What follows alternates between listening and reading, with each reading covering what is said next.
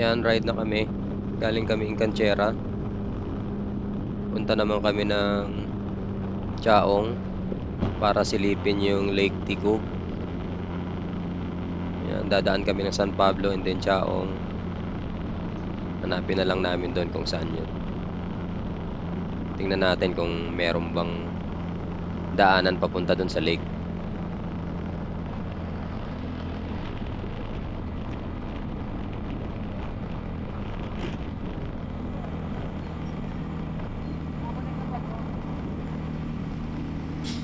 Ayan, nandito kami sa papuntang bypass ng Alaminos.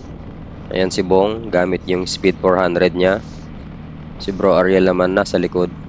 Gamit naman niya yung Kimco AK550 niya. Madadaanan namin San Pablo, tapos Chaong. Yung Dolores pala. Pero after namin dun sa Chaong, babalik kami ng Dolores. Pupuntahan namin yung Mount Banahaw, dun sa Dolores. Dun ang daan. Pero side trip muna tayo ng Lake Ticub. Ayan, nandito na kami sa Chaong. Nauna sa amin si Bong. Si Bong nandun na sa lake kasi naiwan kami kanina sa San Pablo. Bumili kami ng kable ng charger ni Bro Ariel. And walang intercom si Bong kaya nauna na siya. Pero dyan kami magkikita. Hanapin lang namin siya dito.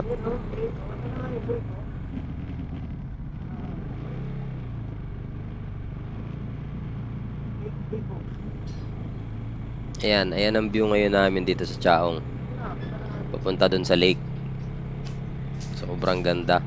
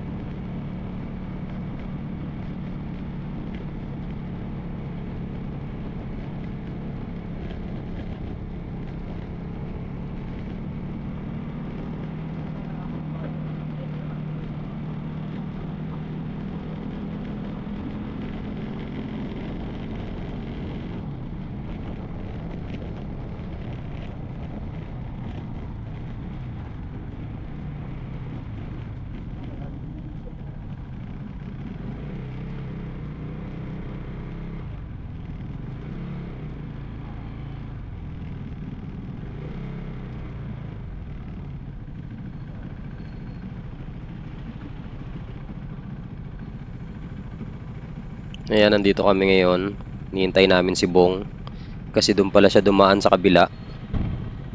Hindi na rin namin makababa yung yung lake kasi wala naman daanan. Siguro daang tao lang ang pwede pumunta ron.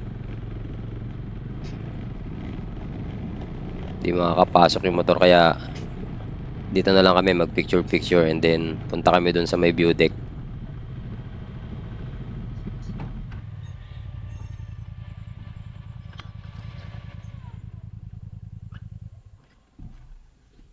Kaya nakarating si Bong.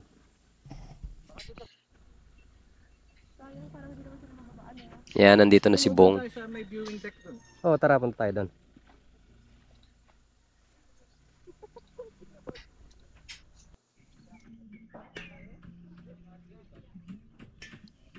Oh, ayan na nga yung Lake Ticub. Yan, nakita na namin pero hindi na kami bababa. Tapos namin mag-picture dito. Diretso na kami ng Dolores. Punta naman kami ng Mount Banahaw para mag-lunch. Tingnan natin kung ano meron doon. Ayan, ang ganda dito.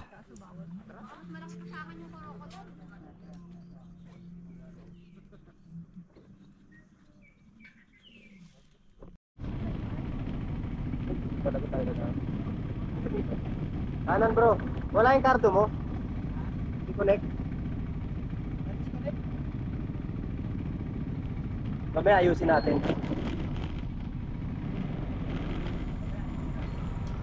Ayan, sobrang sarap mag-ride pagka ganito yung mga pinupuntahan.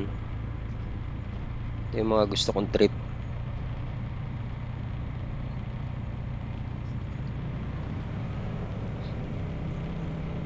Ayan, next destination namin sa Happy Place sa Dolores. Sa Dolores dadaan papuntang Mount Banahaw.